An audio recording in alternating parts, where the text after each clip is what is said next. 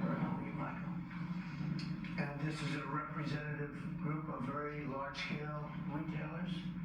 Under the Biden administration, the so-called technology transition rule, which was crazy, forced companies to adopt specific high-cost refrigerants, massively driving up the price of transporting and storing refrigerants and various goods. Many grocery stores and restaurants had no choice but to replace their refrigerators entirely. They went out of business, half of them. And these costs rose. Americans faced higher grocery prices and reduced access to critical medical supplies. It was a very catastrophic thing that they did. At the same time, this rule also drove up the cost of living by forcing consumers to purchase higher cost residential air conditioning units because they went up very substantially in cost, and also they were going to be obsolete very quickly.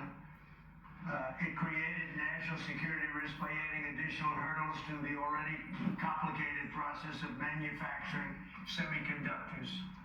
So it was a mess. Likewise, the so-called emissions rule imposed crippling leak repair requirements on virtually all existing large-scale refrigeration systems, hurting consumers and small businesses, making it almost impossible for many small businesses to even buy inferior equipment.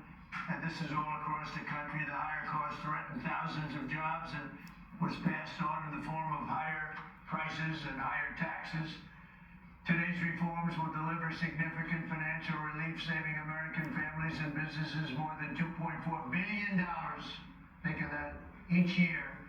Thanks to today's reforms, the American people have lower grocery prices, cheaper transportation of goods, lower costs of air conditioning, at no detriment at all to our country. Zero. Including environmental detriment. My administration's historic deregulatory agenda has already saved our country an estimated $1.2 trillion. That's been done over a relatively short period of time. 1.2 trillion with a T. We're committed to fixing and really completely ending Biden's disastrous regulatory policies and delivering financial relief to each and every American, which is what we're doing. This was a tremendous burden, a tremendous cost. These people had to live with it. Not only refrigerants, but a lot more. And it was making the equipment unaffordable. And the actual benefit was nothing. It just made it worse. It made life worse, and it made it worse, and it drove up costs tremendously. So now I'd like to ask Administrator Lee Zeldin, who's absolutely fantastic. He's doing an incredible job. We're proud of you, Lee. Really, the job you're doing is incredible. Followed by Greg, Kevin, and Michael. Is that okay? Lee, go ahead, please.